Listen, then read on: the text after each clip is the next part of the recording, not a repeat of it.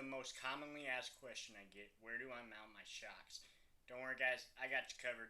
We'll go over it. Let's get into it. Alright, guys. So here I have my AFX VTB chassis late model. One shock on, one shock off, as you can tell.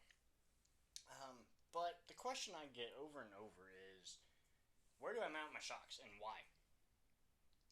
So that's what we're going to go over today. First thing we need to look at, and I just noticed this, I have my rear bumper on, I hope you guys can see. But down here is your pivot point, because that's where your arm pivots at. But what I want you guys to look at is look at the pivot point, look up here where at your top shock tower, and then look down where you would mount the bottom of your shock at. That creates a triangle. And your shock is the third side corner. I failed school, as you guys can tell. The third thingamajigger of the triangle that we're trying to get to, which would go from here to here, whereas one side is from pivot point to mounting location, and third is from pivot point to mounting location up here. So what the shock is doing on the movement, or on the third portion of your triangle, is controlling the compression and rebound. Now, key number one, rule number one here is the closer in and smaller that you make this triangle, the softer that's going to be and the more easier it's going to be to compress your shock.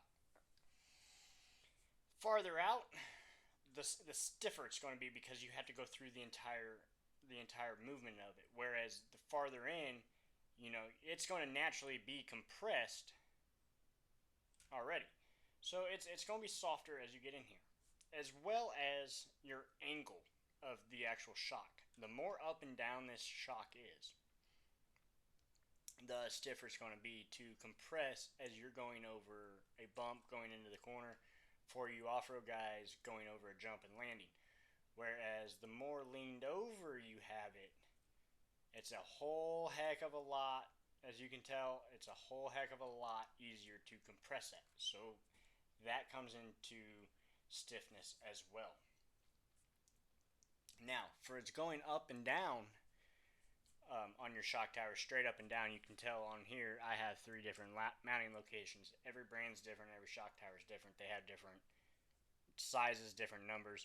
But going up and down, that essentially just controls your droop and your ride height. Or I wouldn't say it controls your droop. We control droop various other ways, but you can get droop out of lowering your shock as well, and adjusting your ride height. The lower down on your shock tower, the higher up that corner of the chassis is going to be, whereas the lower the number, or the higher up on the shock tower, the lower the car is going to sit. So what we're doing to adjust on this is to go up and down, or to get more grip, you're going to want it to be standing. You're going to want it more at an angle, just because it's softer. So you get a lot more grip out, whereas if, say, you need drive off of the corner, I would move over here on my left and stand that shock up a little bit more, just to get some more cross weight into it and drive it off of the corner.